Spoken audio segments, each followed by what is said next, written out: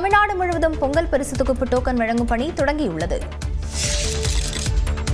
பொங்கல் பரிசு தொகுப்பிற்கான டோக்கன் விநியோகிக்கும் பணிகள் தொடங்கிய நிலையில் பொதுமக்கள் ஆர்வமாக டோக்கன்களை வாங்கிச் சென்றனர். பொங்கல் பண்டிகையை மக்கள் மகிழ்ச்சியாக கொண்டாட ஏதுவாக பொங்கல் பரிசு தொகுப்புடன் 3000 ரூபாய் ரொக்கமாக வழங்கப்படும் என முதலமைச்சர் மு.க.ஸ்டாலின் அறிவித்துள்ளார். பயனாளிகளுக்கு பொங்கல் பரிசு தொகுப்பு சுமூகமாக சென்று சேரும் வகையில் தமிழ்நாடு முழுவதும் டோக்கன்கள் விநியோகிக்கும் பணிகள் தொடங்கியுள்ளன. அந்த வகையில் தூத்துக்குடி மாவட்டம் பசுமந்தனை ஊராட்சியில் பொங்கல் பரிசு தொகுப்பிற்கான டோக்கன் விநியோகம் விறுவிறுப்பாக நடைபெற்றது.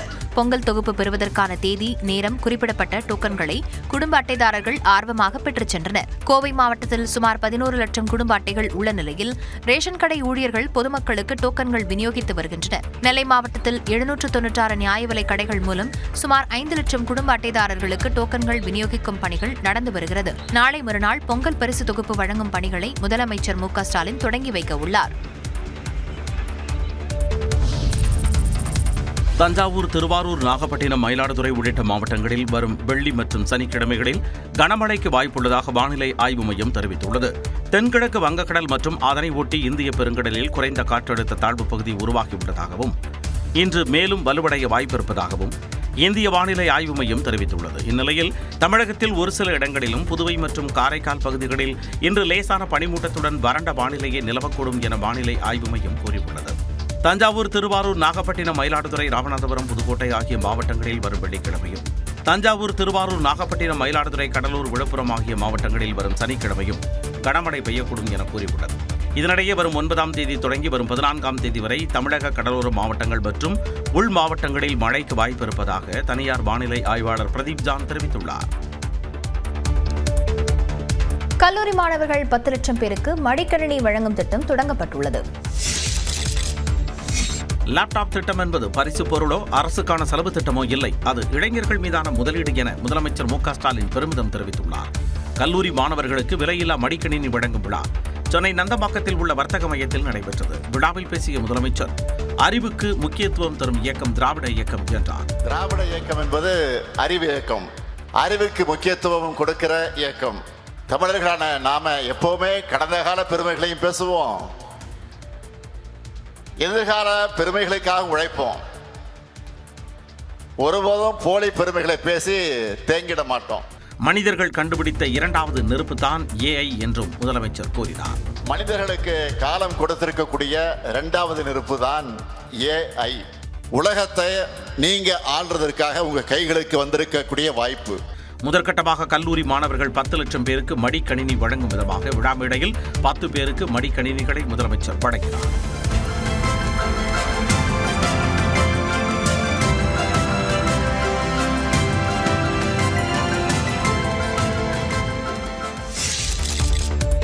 லேப்டாப் திட்டம் மாணவர்களின் கேம் சேஞ்சராக இருக்கும் என துணை முதலமைச்சர் உதயநிதி ஸ்டாலின் தெரிவித்துள்ளார். இந்த திராவிட மாடல் தொடர மாணவர்கள் உங்களுடைய அன்பும் ஆதரவும் மிக மிக அவசியம். உங்களுக்காக இன்னும் ஏராளமான திட்டங்களை தருவதற்கு நம்முடைய முதலமைச்சர் அவர்கள் தயாராக இருக்கின்றார். நிகழ்ச்சியில் பேசிய நடிகர் கார்த்தி, பிரச்சனைகளை எதிர்கொள்வதற்கு கல்விதான் உதவுகிறது என்றார். தயவு செஞ்சு கல்வியை ஸ்ட்ராங்காக பிடிச்சிக்குங்க. இந்த வயசுல தான் நிறைய டிஸ்ட்ராக்ஷன்ஸ் இருக்கும், அதை தாண்டி அதை தைரியமாக கான்ஃபிடண்ட்டாக அதை பிடிச்சிட்டிங்கன்னா லைஃப் லாங் உங்களுக்கு பயமே இருக்காது. நான் அமெரிக்காவில் படிக்கும்போது நான் அங்கே ஏற்கனவே எனக்கு முன்னாடி போயிருந்தவங்க பெரிய தொழில் முனைவோர்கள் எல்லாருமே அரசு பள்ளியில் படித்து வந்திருந்தாங்க. அது ரொம்ப ரொம்ப அப்போ ஆச்சரியமாக இருந்துச்சு, ஆனால் இன்னைக்கு அது ஆச்சரியமாக இல்லை. AI மூலம் வேலை பறிபோகும் என கூறப்படும் நிலையில் பல தொழில் முனைவோர்கள் உள்ள இந்தியாவில் அது வளர்ச்சி அடையும் என்றார். AI வருகையால் வேலைவாய்ப்பு அதிகரிக்குமே தவிர குறையாது என கூறிய IIT இயக்குநர் காமகோடி, லேப்டாப் என்பது வெற்றிக்கான கதவு என்றும் தெரிவித்தார். தமிழ்நாடு அரசின் மடிக்கணினி வழங்கும் நிகழ்ச்சியில் பேசிய காமகோடி, தமிழில் டைப் செய்வதற்கும் படிப்பதற்கும் ஏற்றாற்போல் இந்த லேப்டாப் தயாரிக்கப்பட்டுள்ளதாகவும் கூறினார். ஏனால ஜாப் இன்க்ரீஸ் ஆகும் ஓரளவு கம்ப்யூட்டர் யூஸ் பண்ணுறதுக்கு. அதனால் இந்த கம்ப்யூட்டரை நீங்கள் ஒன்று யூஸ் பண்ண வேண்டாம், உங்கள் அம்மா அப்பாக்களுக்கும் கொடுத்து அவங்களுக்கும் இதை கொஞ்சம் அந்த டேட்டா ப்ராசஸிங் இதெல்லாம் சொல்லி கொடுத்தீங்கன்னா அவங்களுக்கும் ஒரு காலத்தில் ஒரு பெரிய எம்பவர்மெண்ட்டாக இருக்கும்.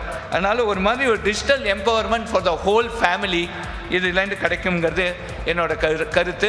நிகழ்ச்சியில் பேசிய மத்திய அரசின் முன்னாள் தலைமை பொருளாதார ஆலோசகர் அரவிந்த் சுப்பிரமணியன், சீனா அளவிற்கு பொருளாதாரத்தில் இந்தியா வளரவில்லை என்றாலும் இந்தியாவில் சீனா அளவிற்கு வளர்ந்துள்ள மாநிலம் தமிழ்நாடு என்றார். One of those states which is done exceptionally well is Tamil Nadu. So I mean, why this is important for India as a whole is that when people say, oh, why can't India grow like China? The question suddenly becomes, no. Why can't some parts of India grow like the China of Tamil Nadu in India itself? இந்தியாவில் தொழில் தொடங்க சிரமங்கள் குறைந்த மாநிலமாக தமிழ்நாடு விளங்குவதாகவும் அரவிந்த் சுப்பிரமணியன் தெரிவித்தார். கல்வி கிடைக்கப் பெற்றால் அந்த தலைமுறையே அடுத்த கட்டத்தை நோக்கி வளரும் என நடிகர் விஜய் சேதுபதி தெரிவித்துள்ளார். சென்னையில் நடைபெற்ற விலையில்லா மடிக்கணினி வழங்கும் நிகழ்ச்சியில் பேசிய அவர் இதனை குறிப்பிட்டார். வேறு என்ன கொடுக்கறத விட நம்முடைய அடுத்த தலைமுறைகளுக்கு கல்வியை கொடுக்கறது எவ்வளவு அவசியம். ஒருத்தர் கல்வி கிடைக்கிறதன் மூலமாக அந்த தலைமுறை, அந்த குடும்பம் அவர்கள் அடுத்த கட்டத்தை நகர்ந்து போகிறாங்க. அதுக்கு மிக முக்கியமான பங்கு இந்த அரசு மறுபடியும் செஞ்சுக்கிட்டே இருக்காங்க. அதுக்கு ரொம்ப மிக்க நன்றி சார் உங்களுக்கு. திமுக அரசு கல்வியையும் அறிவையும் மூலதனமாக கொண்டு செயல்படுவதாக நடிகர் மணிகண்டன் குறிப்பிட்டார். நம்மளுடைய இந்த திராவிட மாடல் அரசு எதை மூலதனமாக நம்புதுன்னா அறிவை, கல்வியை. இன்று விதைக்கப்படும் விதை வளர்ச்சி பாதைக்கு இட்டுச் செல்லும் என்றும் மணிகண்டன் தெரிவித்தார். UPSC தேர்வுக்கு படிப்பதற்கு நான் முதல்வன் திட்டம்தான் உதவியது என IAS அதிகாரி பிரசாந்த் தெரிவித்தார். சென்னையில் நடைபெற்ற உலகம் உங்கள் கையில் நிகழ்ச்சியில் பேசிய அவர் பொருளாதாரத்தில் மிகப்பெரிய பிரச்சனைகளை எதிர்கொண்டதாக தெரிவித்தார். அம்மாவுக்கு தான் நான் ஒரு ட்ரிபியூட்டாக நினைக்கிறேன். பிகாஸ் அவங்களும் என்னோட பாட்டியும் இல்லைனா இன்றைக்கி நான் இந்த ஸ்டேஜில் இருந்திருக்க முடியாது. அண்ட் நம்ம அரசு கொடுத்த அந்த ஊக்கமும் அந்த ஊக்கத்தொகையும் எவ்வளோ தூரம் உதவி இருக்கோ அதே போல் இந்த ஆடியன்ஸில் இருக்கிற பல ஸ்டூடெண்ட்ஸ் இதை மோட்டிவேஷனாக எடுத்து நம்ம அரசு கொடுக்குற அந்த உதவியை ஒரு தூண்டுகோலாக எடுத்து அவங்களும் ஃபியூச்சர் பியூரோக்ராட்ஸாக இந்த ஸ்டேஜில் இந்த சைடில் இருக்கணும்னு நான் ஆசைப்படுறேன். இதேபோல IPS அதிகாரியான இன்பா அரசு அளிக்கும் உதவிகளை முறையாக பயன்படுத்திக் கொள்ள வேண்டும் என்றார். என்னோட அப்பா பஸ் கண்டக்டர், என்னோட அம்மா PD சுற்றுவாங்க. ஏன் நான் இதை முக்கியமாக சொல்கிறேன்னா, இந்த மாதிரி குடும்பத்துலேருந்து ஒரு IAS IPS வர்றது ரொம்ப கஷ்டம் அப்படின்னு சொல்லுவாங்க. அது கிடையாது. அதற்கு நம்மளுடைய அரசாங்கம் நிறைய உதவிகள் இருக்குது. நம்ம அதை ப்ராப்பராக யூட்டிலைஸ் பண்ணணும். 4 ஆண்டுகளுக்கு முன்பு இதே போன்ற நிகழ்ச்சியில் பார்வையாளராக இருந்த தாம் தற்பொழுது IPS ஆகியுள்ளதாகவும் இன்பா பெருமிதம் தெரிவித்தார். ஒரு தொழில் முனைவோர் ஆவதற்கு பெரிய கல்வி நிறுவனங்களில் படித்திருக்க வேண்டிய தேவையில்லை என இப்போபே நிறுவனர் மோகன் தெரிவித்துள்ளார். எல்லாருக்கும் இருந்த கேள்வி, கூகுள் பே, ஃபோன்பே இந்த மாதிரி ஒரு பெரிய ஜெயண்ட் கூட நீங்கள் எப்படி காம்பீட் பண்ண போகிறீங்க, உங்களுடைய ஸ்ட்ராட்டஜி என்ன அப்படின்னு எல்லாருக்குமே நிறையா டவுட் இருந்தது. எல்லாத்தையுமே உடைச்சு தமிழ்நாட்டில் மட்டுமே இன்றைக்கி 5 லட்சம் மெர்ச்சன்ட்ஸ் இருக்காங்க. எங்களுடைய main focus Tier 2, Tier 3 rural area தான். இன்றைக்கி சென்னை, பெங்களூர், மும்பை, இது இப்போப்பேல என்டையர் இப்போப்பேல ஒரு 500 எம்ப்ளாயீஸ் நம்ம கம்பெனியில் ஒர்க் பண்ணுறாங்க. ஸோ இதுக்கு மெயின் ரீசன் எல்லாரும் சொல்லுவாங்க நீங்கள் ஒரு பெரிய காலேஜில் படிச்சிருக்கணும்னு சொல்லிட்டு. நான் ரொம்ப ஸ்ட்ராங்காக சொல்லுவேன், ஒரு சின்ன ஸ்கூலில், ஒரு கவர்மெண்ட் ஸ்கூலில் ஸ்டார்ட் பண்ணி கவர்மெண்ட் ஸ்கூலில் படித்து ஒரு கவர்மெண்ட் நிதி வாங்கி என்னால் இவ்வளோ பெரிய கம்பெனி ஆரம்பிக்க முடியும்னா இங்கே நிறைய பேர் ஸ்டூடெண்ட் இருக்கீங்க. என்னை விட பல மடங்கு ஒரு பெரிய லெவலில் வரலான்ட்டு எனக்கு அது நம்பிக்கை இருக்குது. முதலீட்டுக்கு என்ன இருக்கிறது என யோசிக்காமல் எது நம்மிடத்தில் இருக்கிறது என யோசிக்க வேண்டும் என உள்நாட்டு உணவு விநியோக செயலியான டிமாண்ட் நிறுவனத்தின் சிவசங்கர் தெரிவித்தார். என்னன்னா, நம்மள்கிட்ட என்ன இருக்குது, இன்வெஸ்ட்மெண்ட் இருக்கா, அது இருக்கா, இது இருக்கான்னு எல்லாத்தையும் யோசிக்கிறத தாண்டி நம்மள்கிட்ட என்ன இருக்குன்றதை யோசிங்க. அது கண்டிப்பாக நமக்கு தேவையானதை அடுத்தடுத்து கொண்டு வரும். கடந்த 4 ஆண்டுகளில் மட்டும் தமிழ்நாட்டில் புத்தாக்க தொழில்களின் எண்ணிக்கை 12,800 அதிகரித்துள்ளதாக நிகழ்ச்சியில் தெரிவிக்கப்பட்டது. அதிமுக ஆட்சியில் அடிக்கல் நாட்டிய திட்டங்களுக்குத்தான் திமுக அரசு சிறப்பு விழா காண்பதாக எடப்பாடி பழனிசாமி தெரிவித்துள்ளார். அதிமுக அரசு கொண்டு வந்த மடிக்கணினி வழங்கும் திட்டத்தை முதலமைச்சர் மு.க. ஸ்டாலின் ஏற்றுக்கொண்டதாக எதிர்க்கட்சித் தலைவர் எடப்பாடி பழனிசாமி தெரிவித்துள்ளார். கள்ளக்குறிச்சி மாவட்டம் வாழவந்தான்குப்பத்தில் அதிமுக மகளிர் அணி பொதுக்கூட்டம் நடைபெற்றது. நிகழ்ச்சியில் பேசிய எடப்பாடி பழனிசாமி அதிமுக ஆட்சியில் அடிக்கல் நாட்டிய திட்டங்களுக்குத்தான் திமுக அரசு சிறப்பு விழா காண்பதாக கூறினார். மடிக்கணினி திட்டத்தை கொண்டு வந்து தமிழகத்திலே 10 ஆண்டு காலத்தில் 52,35,000 மாணவ மாணவிகளுக்கு மடிக்கணினி கொடுத்து சாதனை படைத்த அரசாங்கம் சுமார் 7,300 கோடி ரூபாய் இதற்காக செலவழித்தோம். நாங்கள் அந்த திட்டத்தை அதிமுக ஆட்சியிலே கொண்டு வரப்பட்ட திட்டம், அதை நாங்கள் வரவேற்கின்றோம். திரு ஸ்டாலின் அவர்களை இப்பொழுது ஏற்றுக்கொண்டு விட்டார். அனைத்து இந்திய அண்ணா திராவிட முன்னேற்ற கழக ஆட்சியிலே கொண்டு வரப்பட்ட திட்டம் சிறப்பான திட்டம் என்று இன்றைய முதலமைச்சர் ஏற்றுக்கொண்டு இன்றைக்கு அந்த திட்டத்தை துவக்கி வைத்திருக்கின்றார். கள்ளக்குறிச்சியில் கள்ளச்சாராயம் அருந்தி 68 பேர் உயிரிழந்த நிலையில் பாதிக்கப்பட்டவர்களுக்கு ஆறுதல் சொல்லக்கூட தமிழ்நாடு முதலமைச்சர் வரவில்லை என இபிஎஸ் குற்றம் சாட்டினார்.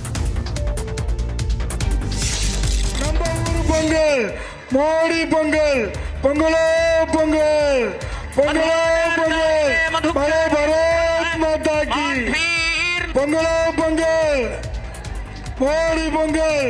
2 நாள் பயணமாக தமிழ்நாடு வந்த மத்திய உள்துறை அமைச்சர் அமித்ஷா திருச்சி மன்னார்புரத்தில் உள்ள ராணுவ மைதானத்தில் நடைபெற்ற மோடி பொங்கல் விழாவில் பங்கேற்றார். அவருக்கு பரிவட்டம் கட்டி உற்சாக வரவேற்பு அளிக்கப்பட்டது.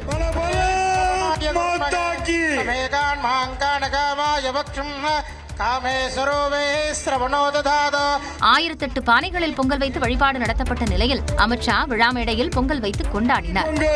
பொங்கலோ பொங்கல், பொங்கலோ பொங்கல், பொங்கலோ பொங்கல், மோடி பொங்கல். இந்த நிகழ்ச்சியில் மத்திய அமைச்சரும் தமிழ்நாடு பாஜக தேர்தல் பொறுப்பாளருமான பியூஷ் கோயல், மத்திய இணையமைச்சர் எல் முருகன், நயினார் நாகேந்திரன், அண்ணாமலை உள்ளிட்டோர் கலந்து கொண்டனர். முன்னதாக திருவானைக்காவல் ஜம்புகேஸ்வரர் கோயிலில் அமித்ஷா வழிபட்டார். அதன் பின்னர் ஸ்ரீரங்கம் ரங்கநாதர் கோயிலிலும் அமித்ஷா சுவாமி தரிசனம் செய்தார். முதலில் கூட்டணியில் பங்கு பெறும் கட்சிகளை முடிவு செய்துவிட்டு பின்னர் தொகுதி பங்கீட்டை இறுதி செய்து கொள்ளலாம் என என்டிஏ கூட்டணி முடிவெடுத்துள்ளதாக தகவல் வெளியாகியுள்ளது. கூட்டணியை பலப்படுத்துவது தொடர்பாக திருச்சியில் மத்திய அமைச்சர் அமித்ஷாவை அதிமுக முன்னாள் அமைச்சர் எஸ்பி வேலுமணி 2வது நாளாக சந்தித்து பேசியதாக தகவல் வெளியாகியுள்ளது. அப்போது டிடிவி தினகரனை கூட்டணியில் இணைக்கும் பாஜகவின் முயற்சிக்கு எடப்பாடி பழனிசாமி சம்மதம் தெரிவித்ததாகவும், ஓபிஎஸ் புதிய கட்சியாக கூட்டணிக்குள் வந்தால் எந்தவித ஆட்சேபனையும் இல்லை என்றும் தெளிவுபடுத்தியதாக தெரிகிறது. அதே நேரம் இரட்டை இலை சின்னத்தில் ஓபிஎஸ் போட்டியிட எடப்பாடி பழனிசாமிக்கு உடன்பாடு இல்லை எனவும் அமித்ஷாவிடம் எஸ்பி வேலுமணி கூறியதாக தகவல் வெளியாகியுள்ளது. பாமக கூட்டணியில் இணைவது கிட்டத்தட்ட உறுதியான நிலையில் ராமதாஸை முடிந்த வரையில் சமாதானம் செய்யுமாறு இபிஎஸ் கேட்டுக் கொண்டதாகவும் தெரிகிறது. தேமுதிக கூட்டணிக்குள் கொண்டு வருவதில் சிக்கல் இல்லை என்றாலும் அவர்கள் விரும்பும் 20 தொகுதிகளை தர இயலாது, வேண்டுமானால் 8 முதல் 10 தொகுதிகளை தரலாம் என்ற நிலைப்பாட்டில் அதிமுக இருப்பதாக கூறப்படுகிறது. சிறிய கட்சிகளுடனான பேச்சுவார்த்தையை முடித்து விரைவில் வெளிப்படுத்த திட்டமிட்டுள்ளதாகவும், தொகுதி பங்கீடு சிக்கலை பிறகு தீர்த்துக் கொள்ளலாம், முதலில் கூட்டணியை உறுதி செய்து களத்தை தயார் செய்வோம் என அமித்ஷாவுடனான ஆலோசனையில் முடிவு செய்யப்பட்டதாகவும் தகவல் வெளியாகியுள்ளது. கூட்டணி இல்லாமல் யாரும் வெற்றி பெற முடியாது என்றும் அதிகாரத்தில் பங்கு தேவை என்றும் காங்கிரஸ் எம்பி மாணிக்கம் தாக்கூர் கூறிய நிலையில் திமுகவிற்கு தனிப்பெரும்பான்மை இருக்காது என்கிற இடத்திற்கு காங்கிரஸ் வந்துவிட்டதா என மார்க்சிஸ்ட் கம்யூனிஸ்ட் கட்சியின் மாநில செயலாளர் சண்முகம் கேள்வி எழுப்பியுள்ளார். அதே நேரத்தில் ஆட்சியில் பங்கு குறித்து பேச மாணிக்கம் தாக்கூர் காங்கிரசின் தேசிய தலைவரோ மாநில தலைவரோ அல்ல என திமுக செய்தி தொடர்பாளர் TKS இளங்கோவன் பதிலடி கொடுத்துள்ளார். கூட்டணியால் தான் இந்த தமிழகத்திலும் இந்தியா முழுவதும் வெற்றி பெறோம். அது உண்மையான விஷயம். இதை தெரிஞ்சுக்கிறோம். எல்லாருக்கும் இந்தியா முழுவதும் தேவை அதிகாரம் என்பது. இனிமே வர்ற காலங்கள்ல என்ன அதிகார பதிவு இல்லாம எதுவும் பண்ண முடியாது. எல்லாருக்கும் எல்லா பதவிகளும் உறுப்புகளையும் அது பகிர்ந்தா கொடுக்க வேண்டியது. ஆளாளுக்கு ஒரு கருத்து சொல்வது என்பது மாணிக்கம் தாக்கூர் காங்கிரஸ் கட்சியின் மாநில தலைவரும் அல்ல, தேசிய தலைவரும் அல்ல. அவர் ஒரு கருத்து வெளிப்படையாக இப்படி சொல்வது என்பது அதை அவருடைய தலைமையிடம் சொல்ல வேண்டுமே தவிர வெளிப்படையாக சொல்வது என்பது காங்கிரஸ் கட்சியை பலவீனப்படுத்தி கொண்டிருக்கிறது என்பதை உணராமல் காங்கிரஸ் கட்சியை தொடக்கத்திலிருந்தே அந்த கட்சியில் உள்ளிருப்பவர்கள், கட்சி உறுப்பினர்களாக இருப்பவர்கள் தான் பலவீனப்படுத்தி வருகிறார்கள் என்பதற்கு இது ஒரு உதாரணமாகத்தான் நான் பார்க்கிறேன். 2026ஆம் ஆண்டிலே திராவிட முன்னேற்ற கழக தலைமையில் ஒரு நிலையான ஆட்சி அமைவதற்கு நாம் எல்லாம் பாடுபட வேண்டும். காங்கிரசும் இந்த கருத்திலே மாறுபடாது என்று நான் நம்புகிறேன். தனிப்பெரும்பான்மை கிடைக்கவில்லை என்றால்தான் கூட்டணி ஆட்சி என்பதை பற்றியே பேச முடியும். தமிழ்நாட்டை பொறுத்த வரைக்கும் திமுகவுக்கு தனிப்பெரும்பான்மை இருக்காது அப்படின்ற முடிவுக்கு வந்துட்டாங்களா அவங்க? அப்படி ஒரு நிலைமை வந்ததாக மார்க்சிஸ்ட் கம்யூனிஸ்ட் கட்சி கருதவில்லை. தனிப்பெரும்பான்மை கிடைத்ததற்கு பிறகு எதற்காக கூட்டணி ஆட்சி அமைக்க வேண்டும்? இந்த கேள்வியை தான் உங்கள்கிட்ட கேட்க விரும்புகிறேன்.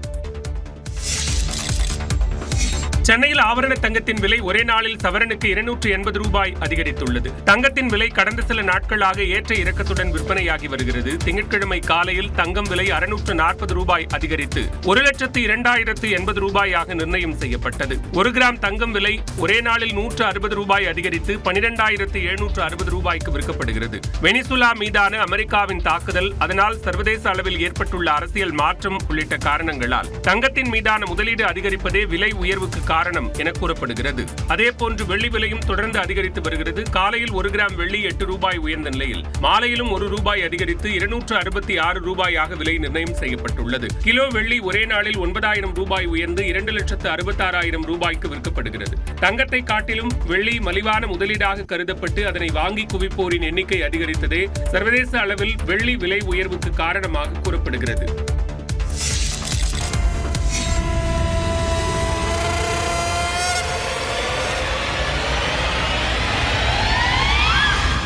ஹொசூர் அருகே பொம்மத்தாத்தனூர் பகுதிகளில் சுற்றித் திரியும் யானைகளால் விவசாயிகள் கவலையடைந்துள்ளனர். கிருஷ்ணகிரி மாவட்டம் தேன்கனிக்கோட்டை வனப்பகுதியில் தற்போது 20க்கும் மேற்பட்ட யானைகள் உள்ளன. இவை கூட்டமாகவும் தனித்தனியாகவும் வனத்தை விட்டு வெளியேறி கிராமப் பகுதிகளில் சுற்றித் திரிந்து வருகின்றன.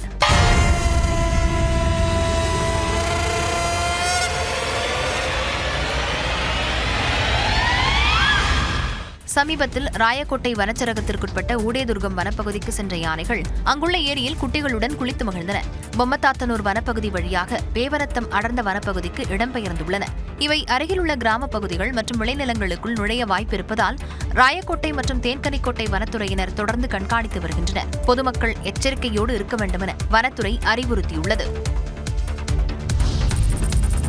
திருப்பரங்குன்றம் தீபத்தூண் விவகாரத்தில் தனி நீதிபதியின் உத்தரவை எதிர்த்த மேல்முறையீட்டு வழக்கில் இன்று தீர்ப்பு வெளியாகிறது. திருப்பரங்குன்றம் மலை உச்சியில் உள்ள தீபத்தூணில் கார்த்திகை தீபம் ஏற்ற கோவில் நிர்வாகத்திற்கு உத்தரவிடக் கோரிய வழக்கில் தூணிலும் தீபத்தை ஏற்ற உயர்நீதிமன்ற மதுரை கிளை நீதிபதி GR சுவாமிநாதன் உத்தரவிட்டார். இதை எதிர்த்து கோயில் நிர்வாகம் சார்பில் மேல்முறையீடு செய்யப்பட்ட நிலையில் அந்த மனுக்களை நீதிபதிகள் ஜெயச்சந்திரன், ராமகிருஷ்ணன் அமர்வு விசாரித்தது. அப்போது திருப்பரங்குன்றம் மலை உச்சியில் தீபத்தூண் இருந்ததற்கான ஆதாரங்கள் சமர்ப்பிக்கப்படவில்லை எனவும் மலை உச்சியில் இருப்பது தீபத்தூண் இல்லை என்பதில் உறுதியாக இருப்பதாகவும் அரசு தரப்பில் தெரிவிக்கப்பட்டது. அதே நேரம் 1961ஆம் ஆண்டு திருப்பரங்குன்றம் கோவில் தேவஸ்தானம் வெளியிட்ட புத்தகத்தில் மலை உச்சியில் உள்ள தீபத்தூணில் கார்த்திகை தீபம் ஏற்றியதாக குறிப்பிடப்பட்டிருப்பதாக கூறி அதற்கான ஆவணத்தை மனுதாரர்கள் நீதிமன்றத்தில் தாக்கல் செய்தனர். இருதரப்பு வாதங்களையும் கேட்டறிந்த நீதிபதிகள் தீர்ப்பை தேதி குறிப்பிடாமல் ஒத்திவைத்தனர். இந்நிலையில் தனி நீதிபதி சுவாமிநாதனின் உத்தரவுக்கு எதிரான மேல்முறையீட்டு வழக்கில் இன்று தீர்ப்பு அளிக்கப்படும் என்று தெரிவிக்கப்பட்டுள்ளது. இயக்குனர் பாரதிராஜாவின் உடல்நிலை சீராக இருப்பதாக சிகிச்சை அளித்து வரும் மருத்துவமனை தெரிவித்துள்ளது. மருத்துவமனையில் அனுமதிக்கப்பட்டுள்ள இயக்குனர் பாரதிராஜாவின் உடல்நிலை குறித்து நாம் தமிழர் கட்சி தலைமை ஒருங்கிணைப்பாளர் சீமான், இயக்குனர் லிங்குசாமி உள்ளிட்டோர் விசாரித்தனர். உடல்நலக்குறைவு காரணமாக கடந்த மாத இறுதியில் சென்னை அமைந்தகரையில் உள்ள தனியார் மருத்துவமனையில் இயக்குனர் பாரதிராஜா அனுமதிக்கப்பட்டார். அவருக்கு மூச்சு விடுவதில் சிரமம் ஏற்பட்டதால் தொடர்ந்து சிகிச்சை அளித்து வருவதாகவும் பாரதிராஜா நல்ல உடல் நலத்துடன் இருப்பதாகவும் தனியார் மருத்துவமனை நிர்வாகம் தெரிவித்தது. இருப்பினும் பாரதிராஜா உடல்நிலை குறித்து சமூக வலைதளங்களில் பல்வேறு தகவல்கள் பரவின. இந்த நிலையில் நாம் தமிழர் கட்சி தலைமை ஒருங்கிணைப்பாளர் சீமான், இயக்குநர்கள் லிங்குசாமி, AR முருகதாஸ், அமீர், தயாரிப்பாளர் S தானு உள்ளிட்டோர் மருத்துவமனைக்கு சென்று பாரதிராஜாவின் குடும்பத்தினரை சந்தித்து நலம் விசாரித்தனர். அவருடைய டாக்டரை வந்து சந்திச்சு பேசணும். அவர் வந்து இப்போ ICUல இருக்காரு. உடல் உறுப்புகள் எல்லாமே நல்லா இயங்கிக்கிட்டு இருக்கு. நிமோனியா வந்து அட்டாக் ஆகிருக்கு. ஸ்டேபிள் கண்டிஷனில் இருக்காங்க அப்படின்னு வந்து தகவல் கொடுத்தாரு. மேலும் பாரதிராஜாவின் உடல்நிலை குறித்த விவரங்களை மருத்துவர்களிடம் கேட்டறிந்தனர்.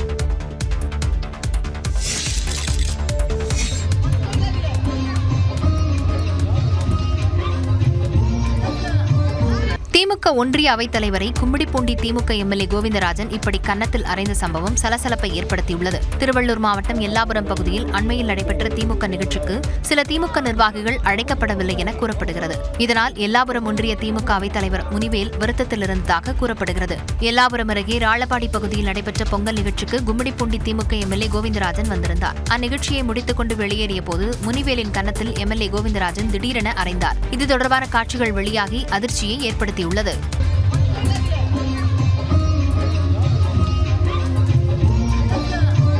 திமுக MLA கோவிந்தராஜனின் மாவட்ட செயலாளர் பதவி கடந்த ஆண்டு பறிக்கப்பட்டிருந்த நிலையில் தற்போது சொந்த கட்சிக்காரரையே தாக்கிய வீடியோ சலசலப்பை ஏற்படுத்தியுள்ளது.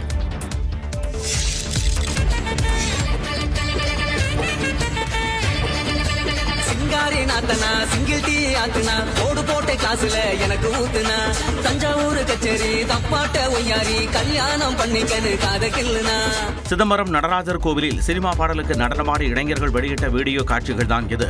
கடலூர் மாவட்டம் சிதம்பரத்தில் உலக புகழ்பெற்ற நடராஜர் கோவிலுக்கு தமிழ்நாடு மட்டுமின்றி அண்டை மாநிலங்களைச் சேர்ந்த ஏராளமான பக்தர்கள் சாமி தரிசனத்திற்காக வந்து செல்கின்றனர். தமிழ்நாட்டின் கலாச்சார பெருமையாக போற்றப்படும் நடராஜர் கோவிலின் பாதுகாப்பை கருத்தில் கொண்டு கோவிலுக்குள் புகைப்படம் எடுக்கவும் வீடியோ பதிவு செய்யவும் தடை தடை விதிக்கப்பட்டுள்ளது. இந்நிலையில் கோவிலுக்கு சென்ற 3 இளைஞர்கள் கிழக்கு கோபுர வாயிலில் சிவகாம சுந்தரி அம்மன் ஆலயம், தெற்கு சன்னதி உள்ளிட்ட பகுதிகளில் சினிமா பாடலுக்கு குத்தாட்டமாடி உள்ளனர்.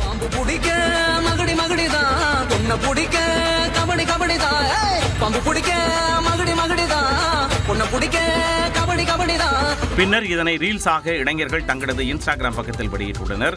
இந்த வீடியோ காட்சி வெளியாகி பக்தர்களிடையே கொந்தளிப்பை ஏற்படுத்தியதை அடுத்து இதுகுறித்து காவலர்கள் தற்பொழுது விசாரணை நடத்தி வருகின்றனர்.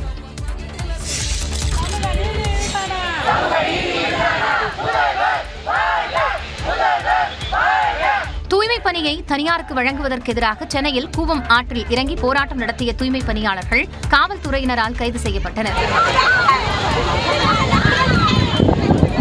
சென்னை மாநகராட்சியில் திருவிக நகர், ராயபுரம் மண்டல தூய்மை பணியை தனியாருக்கு வழங்கும் திட்டத்தை கைவிட வேண்டும், பணி நிரந்தரம் செய்ய வேண்டும் என்பன உள்ளிட்ட கோரிக்கைகளை வலியுறுத்தி தூய்மை பணியாளர்கள் தொடர் போராட்டத்தில் ஈடுபட்டு வருகின்றனர். அதன் ஒரு பகுதியாக சென்னை எழும்பூரில் உள்ள கூவம் ஆற்றில் இறங்கி தூய்மை பணியாளர்கள் போராட்டம் நடத்தினர்.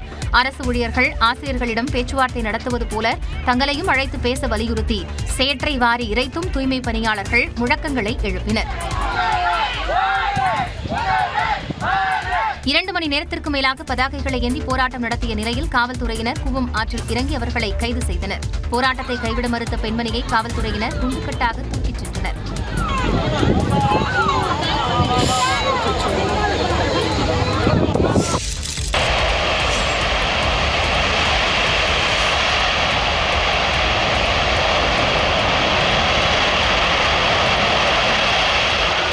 ஆந்திராவில் ONGC எரிவாயு குழாய் உடைந்ததால் ஏற்பட்ட பயங்கர தீ விபத்து காட்சிகள் அதிர்ச்சியை ஏற்படுத்தியுள்ளன. ஆந்திர மாநிலம் கோனசீமா மாவட்டத்தில் ONGC சார்பில் எரிவாயு எடுப்பதற்கான பணி நடைபெற்றது.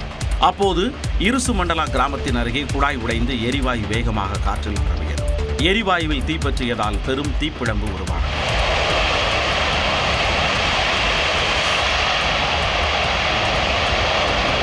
கட்டுப்படுத்த முடியாத அளவுக்கு தீ எரிந்ததால் தீயணைப்பு வீரர்களை ஓட்டம் பிடித்தனர். பின்னர் நவீன இயந்திரங்கள் வரவழைக்கப்பட்டு தீயை கட்டுப்படுத்த முயற்சி மேற்கொள்ளப்பட்டது.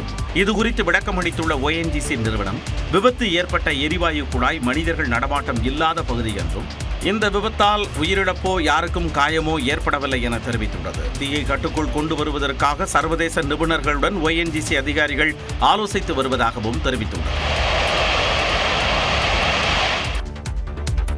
SIR பணியால் கிரிக்கெட் வீரர் முகமது ஷமியின் வாக்குரிமைக்கு சிக்கல் ஏற்பட்டுள்ளது. வாக்காளர் பட்டியல் தீவிர திருத்தத்தின் போது அளித்த தகவல்கள் போதுமானதாக இல்லாததால் நேரில் ஆஜராகி விளக்கம் அளிக்க இந்திய கிரிக்கெட் அணியின் வேகப்பந்து வீச்சாளர் முகமது ஷமிக்கு தேர்தல் ஆணையம் சமன் அனுப்பியுள்ளது.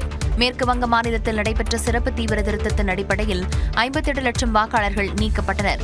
மேலும் வரைவு வாக்காளர் பட்டியலில் பெயர் சேர்க்கப்பட்ட போதும் விவரங்கள் போதுமானதாக இல்லை என 1 கோடி பேருக்கு சம்மன் அனுப்பப்பட்டது. அதன்படி கொல்கத்தாவில் வாக்குரிமை பெற்றுள்ள இந்திய கிரிக்கெட் வீரரான முகமது ஷமிக்கும் தேர்தல் ஆணையம் சமன் அனுப்பியுள்ளது. SIR படிவத்தை முகமது ஷமி சரியாக பூர்த்தி செய்யவில்லை என கூறப்படும் நிலையில் உரிய ஆவணங்களுடன் வரும் 9ஆம் தேதியிலிருந்து 11ஆம் தேதிக்குள் வாக்குச்சாவடியில் நேரில் ஆஜராகி விளக்கம் அளிக்க அறிவுறுத்தப்பட்டுள்ளது. உத்தரப்பிரதேசத்தை பூர்வீகமாக கொண்ட முகமது ஷமி கிரிக்கெட் விளையாட்டிற்காக சிறு வயதிலேயே கொல்கத்தாவில் குடியேறிவிட்டது குறிப்பிடத்தக்கது. முகமது ஷமியின் சகோதரர் முகமது கைஃபுக்கும் சமன் அனுப்பப்பட்டுள்ளது. இதேபோல் திரிணாமுல் காங்கிரஸ் கட்சியின் எம்பியும் நடிகருமான தீபக் அதிகாரிக்கும் தேர்தல் ஆணையம் சமன் அனுப்பியுள்ளது. டெல்லி கலவர வழக்கில் கைது செய்யப்பட்டு சிறையில் அடைக்கப்பட்டுள்ள உமர் காலிதுக்கு பிணை வழங்க உச்சநீதிமன்றம் மறுத்துள்ளது. வடகிழக்கு டெல்லியில் குடியுரிமை திருத்தச் சட்டத்திற்கு எதிராக 2020ஆம் ஆண்டு நடைபெற்ற போராட்டங்கள் வன்முறையாக மாறி நாடு முழுவதும் பரபரப்பை ஏற்படுத்தியது. இந்த கலவர வழக்கில் ஜவஹர்லால் நேரு பல்கலைக்கழக முன்னாள் மாணவர்கள் ஷர்ஜில் இமாம், உமர் காலித் உள்ளிட்டோர் சட்டவிரோத நடவடிக்கைகள் தடுப்புச் சட்டத்தின் கீழ் கைது செய்யப்பட்டு சிறையில் அடைக்கப்பட்டனர். அவர்களுக்கு பிணை வழங்க கோரி தொடரப்பட்ட மனுக்கள் உச்சநீதிமன்றத்தில் நீதிபதிகள் அரவிந்த்குமார் மற்றும் NV அஞ்சாரியா அமர்வில் விசாரணைக்கு வந்தன. அப்போது உமர் காலித் மற்றும் ஷர்ஜில் இமாமுக்கு பிணை வழங்க மறுத்த நீதிபதிகள் மற்ற 5 பேருக்கு நிபந்தனைகளுடன் பிணை வழங்கினர். வழக்கில் குற்றம் சாட்டப்பட்ட மற்றவர்களுடன் ஒப்பிடுகையில் உமர் காலித் மற்றும் ஷர்ஜில் இமாம் முற்றிலும் வேறுபடுவதாகவும் நீதிபதிகள் தெரிவித்தனர். இவர்களுக்கு எதிராக காவல்துறை தரப்பில் சமர்ப்பிக்கப்பட்ட ஆதாரங்களின் அடிப்படையில் பிணை மனுவை நிராகரிப்பதாகவும் நீதிபதிகள் தெரிவித்தனர். பிணை வழங்கப்பட்ட 5வரும் நிபந்தனைகளை மீறினால் அதுகுறித்து விசாரணை நடத்தப்பட்டு பிணை ரத்து செய்யப்படும் என்றும் உச்சநீதிமன்ற நீதிபதிகள் எச்சரிக்கை விடுத்தனர். அமெரிக்க நீதிமன்றத்தில் ஆஜர்படுத்தப்பட்ட வெனிசுலா முன்னாள் அதிபர் மதுரோ தான் குற்றமற்றவர் என தெரிவித்துள்ளார். போதைப் பொருள் கடத்தல் சதியில் ஈடுபட்டதாக குற்றம் சாட்டி வெனிசுலா அதிபராக இருந்த மதுரோவை அமெரிக்க ராணுவப் படை அதிரடியாக சிறைபிடித்தது. மதுரோவின் மனைவி சிலியா புளோரஸும் கைது செய்யப்பட்ட நிலையில் இருவரும் நியூயார்க்கில் உள்ள சிறையில் அடைக்கப்பட்டிருந்தனர். இருவரும் நியூயார்க் நீதிமன்றத்தில் நேரில் ஆஜர்படுத்தப்பட்டனர். அப்போது தன்னை வெனிசுலா அதிபர் கடத்தப்பட்ட போர் கைதி என அடையாளப்படுத்திக் கொண்ட மதுரோ தன் மீதான குற்றச்சாட்டுகள் அனைத்திற்கும் மறுப்பு தெரிவித்தார். வழக்கு விசாரணை வரும் மார்ச் 17ஆம் தேதிக்கு ஒத்திவைக்கப்பட்டது. வெனிசுலாவின் துணை அதிபராக இருந்த டெல்சி ரோட்ரிக்ஸ் இடைக்கால அரசின் அதிபராக பதவியேற்றுக் கொண்டார். அமெரிக்காவுக்கு உரிய ஒத்துழைப்பு அளிக்காவிட்டால் வெனிசுலா இடைக்கால அரசு மிகப்பெரிய விலையை கொடுக்க நேரிடும் என ட்ரம்ப் எச்சரிக்கை விடுத்துள்ளார். ஐபிஎல் போட்டிகளிலிருந்து முஸ்தாபிசுர் ரஹ்மான் நீக்கப்பட்டதற்கு வங்கதேசம் பதிலடி கொடுத்துள்ளது. வங்கதேசத்தில் ஐபிஎல் போட்டிகளை ஒளிபரப்ப காலவரையற்ற தடை விதித்து அந்நாட்டு அரசு உத்தரவிட்டுள்ளது. 2026ஆம் ஆண்டுக்கான ஐபிஎல் சீசனில் விளையாடுவதற்காக வங்கதேசத்தின் நட்சத்திர வேகப்பந்து வீச்சாளர் முஸ்தாபிசுர் ரஹ்மானை கொல்கத்தா நைட் ரைடர்ஸ் அணி ஒப்பந்தம் செய்திருந்தது. ஆனால் வங்கதேசத்தில் இந்துக்கள் தாக்கப்பட்டதை சுட்டிக்காட்டி வங்கதேச வீரர் ஐபிஎல் போட்டிகளில் விளையாடக்கூடாது என சில அமைப்புகள் எதிர்ப்பு தெரிவித்தன. முஸ்தாபிசுர் ரஹ்மானை அணியிலிருந்து விடுவிக்குமாறு கொல்கத்தா நைட் ரைடர்ஸ் அணிக்கு பிசிசிஐ உத்தரவிட்டது. இதற்கு கடும் எதிர்ப்பு தெரிவித்துள்ள வங்கதேச அரசு ஐபிஎல் போட்டிகள் மற்றும் அது தொடர்பான நிகழ்ச்சிகளை வங்கதேசத்தில் ஒளிபரப்ப காலவரையற்ற தடை விதித்துள்ளது. இது தொடர்பான அறிக்கையில் எந்தவொரு நியாயமான காரணமும் தெரிவிக்காமல் முஸ்தாபிசுர் ரஹ்மானை நீக்கியது வங்கதேச மக்களை வேதனைக்கும் கோபத்திற்கும் உள்ளாக்கி இருப்பதாக குறிப்பிட்டுள்ளது.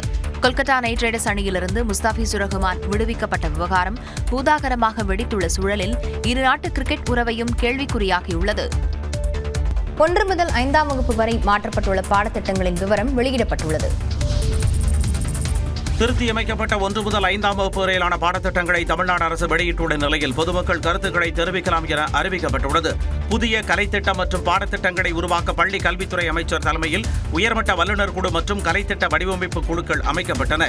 இக்குழுவினரின் வழிகாட்டுதலின்படி மாநில கல்வியியல் ஆராய்ச்சி மற்றும் பயிற்சி நிறுவனத்தால் 1 முதல் 5 வகுப்புகளில் தமிழ், ஆங்கிலம், கணக்கு, அறிவியல், சூழ்நிலையியல், சமூக அறிவியல் பாடங்களுக்கான பாடத்திட்டங்கள் உருவாக்கப்பட்டுள்ளன. இப்பாடத்திட்டங்களை கல்வியாளர்கள், பொதுமக்கள், ஆசிரியர்கள், மாணவர்கள் ஆகியோர் tnschools.gov.in என்ற இணையதளத்தில் இன்று முதல் பார்வையிடலாம் என தெரிவிக்கப்பட்டுள்ளது. பாடத்திட்டம் சார்ந்து கருத்துக்களை கூற விரும்புவோர் இணையதளத்தில் கொடுக்கப்பட்டுள்ள இணையவழி படிவம் வாயிலாக சுய விவரங்களுடன் 25ஆம் தேதிக்குள் தெரிவிக்கலாம் என மாநில கல்வியியல் ஆராய்ச்சி மற்றும் பயிற்சி நிறுவன இயக்குநர் தெரிவித்துள்ளார். தங்களது கோரிக்கை நிறைவேறும் வரை போராட்டம் தொடரும் என பதிவு மூப்பு இடைநிலை ஆசிரியர்கள் சங்கத்தினர் தெரிவித்துள்ளனர். தமிழ்நாட்டில் அரசு மற்றும் அரசு உதவி பெறும் பள்ளிகளில் 2009ஆம் ஆண்டு மே 31ஆம் தேதிக்கு முன்பு பணியில் சேர்ந்தவர்களை விட அதற்கு பின்னர் பணியில் சேர்ந்தவர்களுக்கு குறைவான ஊதியம் வழங்கப்படுகிறது. இந்த ஊதிய முரண்பாட்டை களைய வலியுறுத்தி இடைநிலை ஆசிரியர்கள் சென்னையில் தொடர் போராட்டத்தில் ஈடுபட்டனர். இந்நிலையில் போராட்டத்தில் ஈடுபட்டு வரும் ஆசிரியர்களுடன் பள்ளிக்கல்வித்துறை இயக்குநர், தொடக்க கல்வி இயக்குநர் உள்ளிட்டோர் பேச்சுவார்த்தை நடத்தினர். எனினும் முடிவு எதுவும் எட்டப்படவில்லை. உங்களுடைய கோரிக்கை நிறைவேறும் வரை நாங்கள் இந்த போராட்ட களத்தை விட்டு வெளியில் போக மாட்டோம். விரைவில் தீர்வு வரும்ன்றதை நாங்கள் நம்புகிறோம். இதனிடையே மாநிலம் முழுவதும் இடைநிலை ஆசிரியர்கள் தங்களது கோரிக்கைகளை வலியுறுத்தி போராட்டம் நடத்தினர்.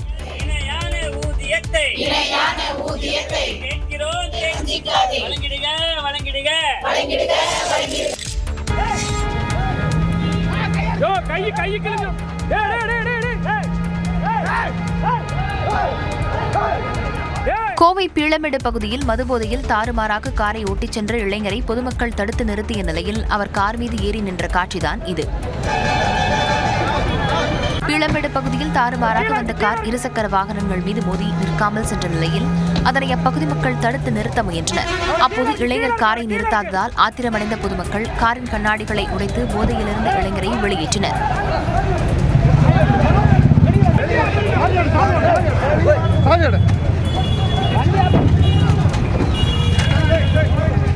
வேட்டி பனியனுடன் இருந்த இளைஞர் காரின் மீது ஏறி நின்று கொண்டு புகைப்பிடித்தவாறு ரகளையில் ஈடுபட்டார்.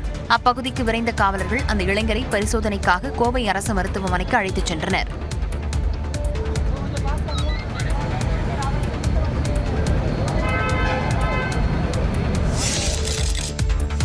நீலகிரி மாவட்டம் உதகை அருகே தேயிலை தோட்டத்தில் கடந்த 3 நாட்களாக காலில் காயத்துடன் தவித்து வந்த புலி உயிரிழந்த சம்பவம் சோகத்தை ஏற்படுத்தியுள்ளது. போர்த்தியடா கிராமத்தில் கடந்த சனிக்கிழமை தனியார் தேயிலை தோட்டத்திற்குள் காலில் காயங்களுடன் புலி ஒன்று பதுங்கி ஓய்வெடுத்தது.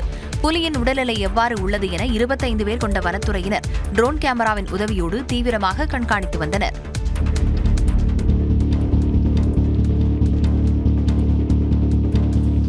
காயமடைந்த புலி தேயிலை தோட்டத்திலேயே உயிரிழந்தது. வனத்துறையினரும் கால்நடை மருத்துவர்களும் புலியின் சடலத்தை மீட்டு அதே பகுதியில் உடற்கூறாய்வு செய்தனர்.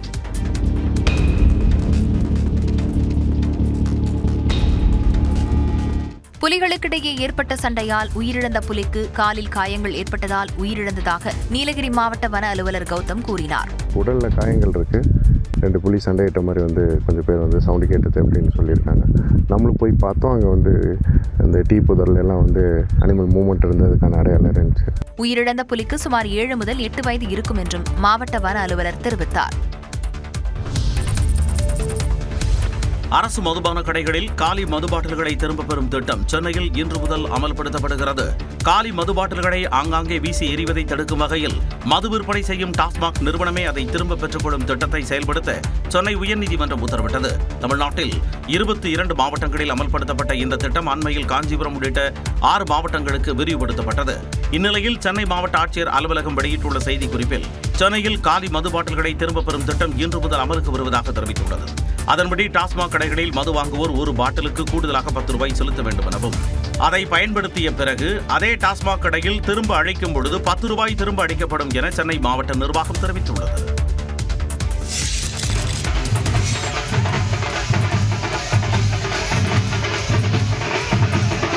ஈரோடு மாவட்டத்தில் நடைபெற்ற விவசாயிகள் மாநாட்டில் பங்கேற்க மத்திய வேளாண் துறை அமைச்சர் சிவராஜ் சிங் சௌகான் மாட்டு வண்டியை ஓட்டி வந்த காட்சிகளே இவை. பாஜக சார்பில் ஈரோடு மாவட்டம் வில்லரசம்பட்டியில் நடைபெற்ற விவசாயிகள் விழிப்புணர்வு மாநாட்டில் மத்திய வேளாண் துறை அமைச்சர் சிவராஜ் சிங் சௌகான் சிறப்பு விருந்தினராக கலந்து கொண்டார். அப்போது விவசாயிகளிடம் அவர் குறைகளை கேட்டறிந்தார். இதையடுத்து பேசிய அவர் விவசாயிகளின் நஷ்டத்தை தீர்க்க புதிய திட்டத்தை மத்திய அரசு தயார் செய்து வருவதாக கூறினார்.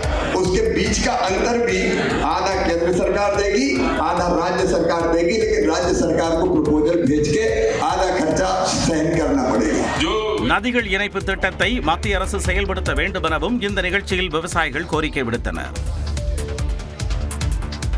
தேர்தல் நேரத்தில் எதிரி துரோகி என பார்க்க வேண்டிய அவசியமில்லை என டிடிவி தினகரன் கூறியுள்ளார்.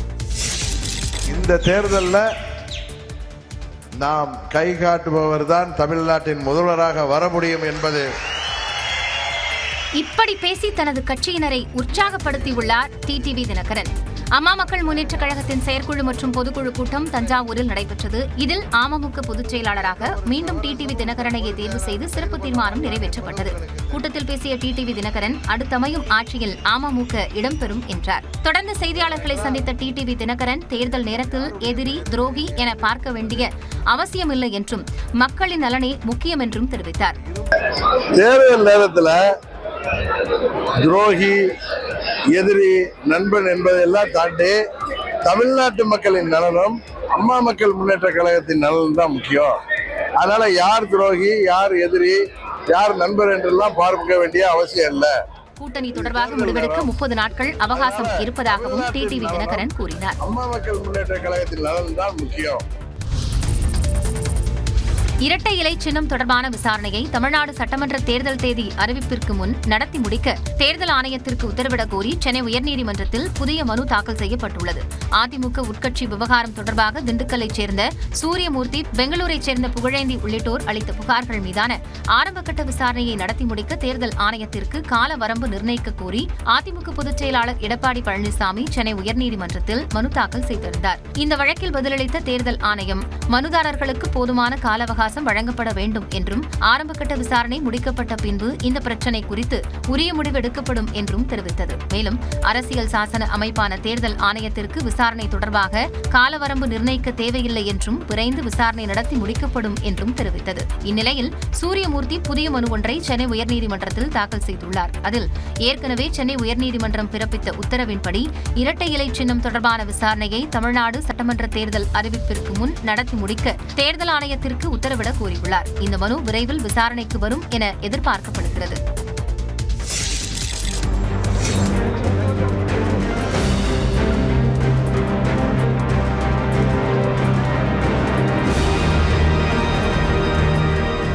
இந்த அட்டை பெட்டியை சாதாரணமாக நினைத்துவிட வேண்டாம். வரும் தேர்தலில் யாருடன் கூட்டணி வைக்கலாம் என்று தேமுதிக மாவட்ட செயலாளர்களிடம் ரகசிய முறையில் கருத்து கேட்க வைக்கப்பட்ட பெட்டிதான் இது. தேமுதிக மாவட்ட செயலாளர்கள் கூட்டம் சென்னை கோயம்பேட்டில் உள்ள கட்சி தலைமை அலுவலகத்தில் நடைபெற்றது. பின்னர் செய்தியாளர்களிடம் பேசிய பொதுச் செயலாளர் பிரேமலதா விஜயகாந்த் மாவட்ட செயலாளர்களின் விருப்பப்படி கூட்டணி அமைக்கப்படும் என்று கூறினார். எங்க கழக நிர்வாகிகள், தொண்டர்கள் யாருடன் நம்ம கூட்டணி அமைக்க வேண்டும் என்பதை தெளிவாக சிந்திச்சு அவங்களுடைய ஒப்பீனியன் போல் இங்கே கொடுத்துட்டாங்க ஆல்ரெடி. ஸோ அதை நாங்கள் இன்னைக்கு பிரித்து பார்ப்பேன். அதில் என்ன கருத்துகள் இருக்கிறதோ அதை மாநாட்டில் நான் அறிவிப்பேன். மாநிலங்களவை சீட் குறித்து ஏற்கனவே பேசி முடிவெடுக்கப்பட்டுவிட்டது என்பதால் சட்டமன்ற தேர்தலில் மட்டும் தேமுதிக கவனம் செலுத்தும் என்றும் பிரேமலதா விஜயகாந்த் கூறினார். தேமுதிக தரப்பில் தேர்தல் கூட்டணி பேச்சுவார்த்தை குழு பொங்கல் பண்டிகை முடிந்து பிறகு அமைக்கப்படும் என்றும் பிரேமலதா தெரிவித்தார். முன்னாள் முதலமைச்சர் காமராஜரின் பேத்தி மயூரி, முன்னாள் மத்திய அமைச்சர் தலித் எழில்மலையின் மகள் உள்ளிட்டோர் தமிழக வெற்றிக் கழகத்தில் தங்களை இணைத்துக் கொண்டனர். சென்னை பனையூரில் உள்ள தாவேக தலைமை அலுவலகத்தில் அக்கட்சியின் தலைவர் விஜய் முன்னிலையில் முன்னாள் முதலமைச்சர் காமராஜரின் பேத்தி மயூரி தன்னை தாவேகவில் இணைத்துக் கொண்டார். மக்கள் இன்னைக்கு ஒரு மாற்றத்தை எதிர்பார்க்கிறார்கள். சமூகத்துல இன்னைக்கு நிறைய தவறான விஷயங்களை நம்ம பார்த்துட்டு இருக்கிறோம். அதற்கெல்லாம் ஒரு மாற்று அரசியல் வேண்டும். இளைஞர்களுக்கு குறிப்பாக ஒரு நல்ல ஒரு நிலைக்கு அவங்க வரணும். இளைஞர்களும் அரசியலுக்கு வரணும் அப்படின்னா அதற்கான ஒரு மேடை இதுதான் அப்படின்னு நான் நினைக்கிறேன். அவரை தொடர்ந்து மறைந்த முன்னாள் மத்திய அமைச்சர் தலித் எழில்மலையின் 3வது மகள் கேத்ரின், நடிகர் வேல ராமமூர்த்தியின் மகன் ராஜ்மோகன், புதுச்சேரி முன்னாள் ஐஜி சந்திரன், அதிமுக, தேமுதிக உள்ளிட்ட பல்வேறு அரசியல் கட்சிகளைச் சேர்ந்தவர்கள் தங்களை தாவேகவில் இணைத்துக் கொண்டனர்.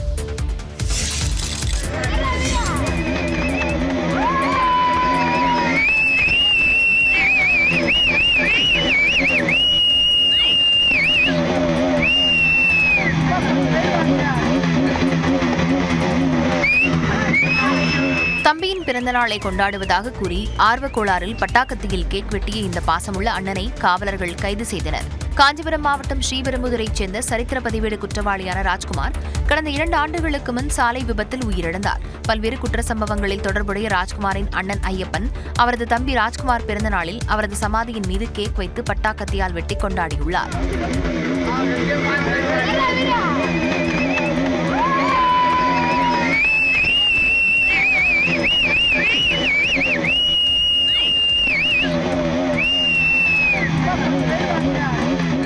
இந்த காட்சிகள் வெளியான நிலையில் இதுகுறித்து வழக்கு பதிவு செய்து சுங்குவார் சித்திரம் காவல் நிலைய காவலர்கள் ஐயப்பனை கைது செய்து வீச்செருவாள், கத்தி உள்ளிட்ட ஆயுதங்களை பறிமுதல் செய்தனர்.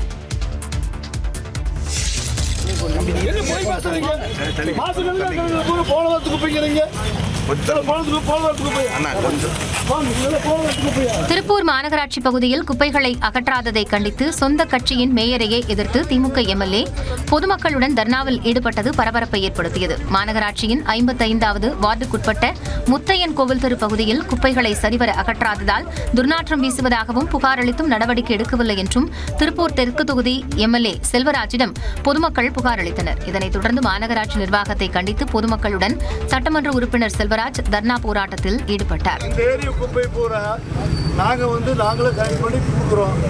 எங்கேருந்து கொட்டுறாங்க, கேட்டா மிரட்டுறாங்க சொல்றாங்க. ஒவ்வொரு நாளைக்கு ஒவ்வொரு வாரம் உட்கார போறேன். இது குறித்து தகவல் அறிந்து வந்த மாநகராட்சி அதிகாரிகள் குப்பைகளை அகற்றும் பணியில் ஈடுபட்டனர்.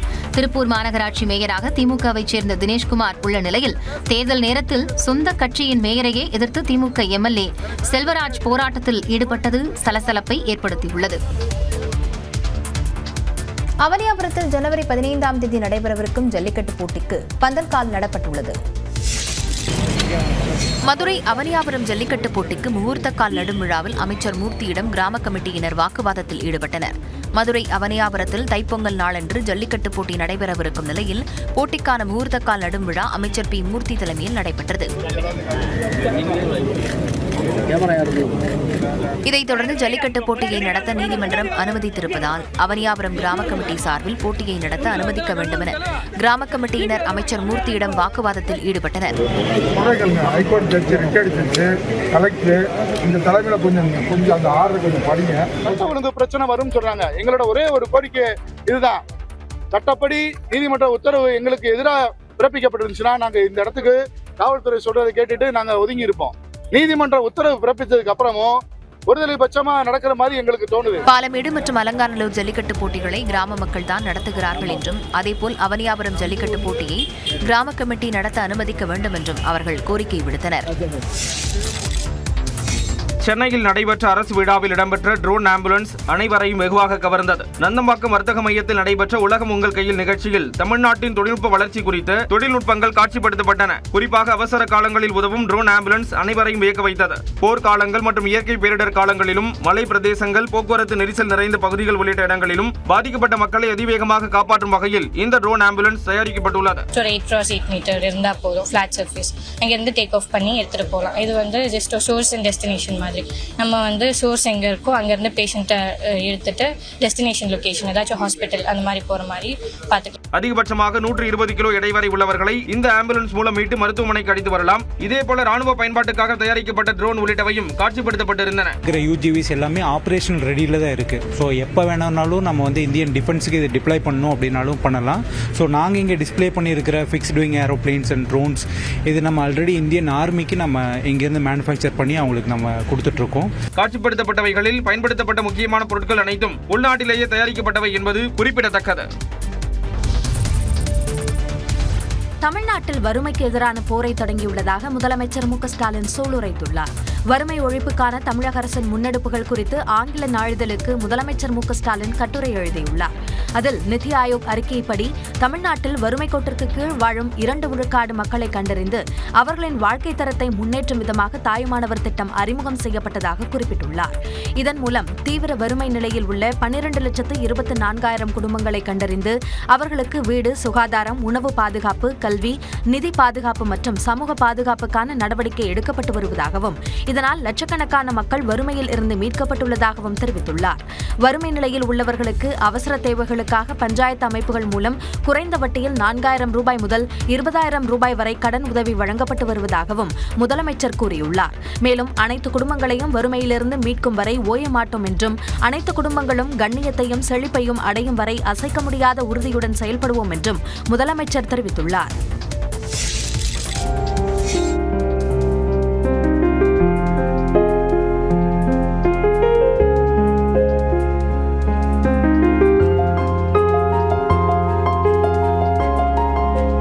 கர்ப்பிணிக்கு பிரசவ வலி ஏற்பட்ட நிலையில் காருக்குள்ளேயே வைத்து மருத்துவர்கள் பிரசவம் பார்த்த காட்சிகளே இவை. கேரள மாநிலம் தலശ്ശേരി பகுதியைச் சேர்ந்த 21 வயதான கர்ப்பிணி ஒருவர் கொச்சி அருகே திருமண நிகழ்ச்சி ஒன்றில் பங்கேற்க சென்றிருந்தார். வரும் 22ஆம் தேதிதான் அவருக்கு பிரசவ தேதி என கணிக்கப்பட்டிருந்த நிலையில் திடீரென பிரசவ வலி ஏற்பட்டது. இதையடுத்து கொச்சியில் உள்ள தனியார் மருத்துவமனைக்கு காரில் அழைத்துச் செல்லப்பட்டார். மருத்துவமனையை நெருங்கிய நிலையில் காருக்குள்ளேயே குழந்தை வெளியே வரத் தொடங்கியது. இதனால் மருத்துவர்கள் மருத்துவமனையை விட்டு வெளியே வந்து காரையே பிரசவ அறையாக்கி பிரசவம் பார்த்தனர்.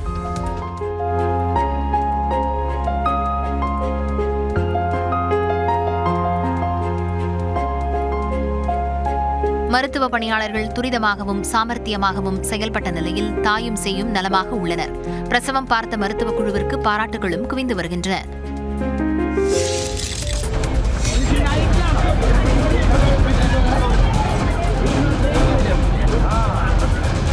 ஆபத்தை உணராமல் ரயில் மின்கம்பி அருகே அங்குமிங்கும் ஓடி இளைஞர் அநாயச சாகசத்தில் ஈடுபட்ட காட்சிகள்தான் இவை. ஆந்திர பிரதேச மாநிலம் ஸ்ரீகாகுளம் அடுத்த சோம்பேட்டா ரயில் நிலையத்தில் நின்ற புவனேஸ்வர் திருப்பதி அதிவிரைவு ரயிலின் மீது ஏறிய இளைஞர் அங்கிருந்த பயணிகளின் கவனத்தை ஈர்ப்பதாக எண்ணி வீண் விஷமச் செயல்களில் ஈடுபட்டார். இளைஞரை கீழே இறக்க ரயில்வே காவலர்களும் பொதுமக்களும் போராடிக் கொண்டிருக்க இளைஞரோ மின்கம்பி அருகே அங்கும் இங்கும் ஓடி அநாயச சாகசத்தில் ஈடுபட்டார்.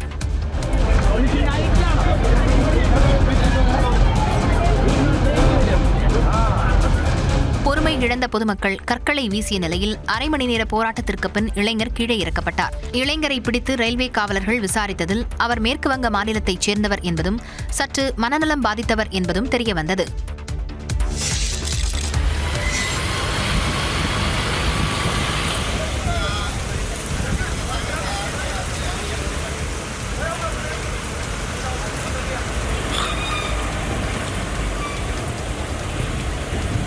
டாமனில் உள்ள 2 தொழிற்சாலைகளில் பயங்கர தீ விபத்து ஏற்பட்டது.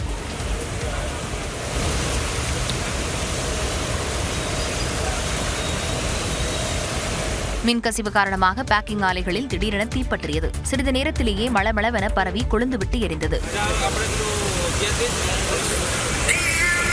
அப்பகுதி முழுவதும் கரும்புகை சூழ்ந்ததை அடுத்து 7 தீயணைப்பு வாகனங்களில் விரைந்து வந்த தீயணைப்பு வீரர்கள் தண்ணீரை பீச்சி அடித்து தீயை கட்டுப்படுத்த போராடினர்.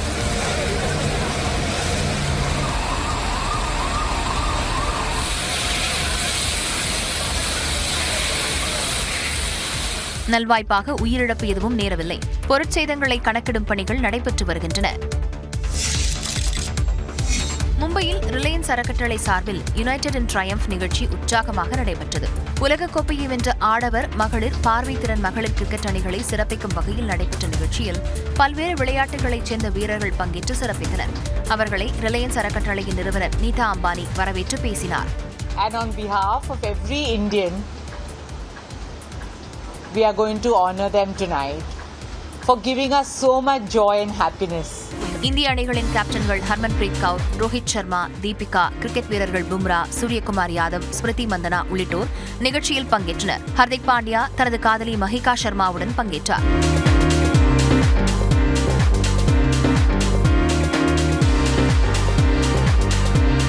அதேபோல கிரிக்கெட் ஜாம்பவான் சச்சின், முன்னாள் வீரர்கள் அனில் கும்ளே, ராகுல் டிராவிட், முன்னாள் டென்னிஸ் வீராங்கனை சானியா மிர்சா, நடிகர் அமிதாப் பச்சன் உள்ளிட்டோரும் நிகழ்ச்சியை சிறப்பித்தனர்.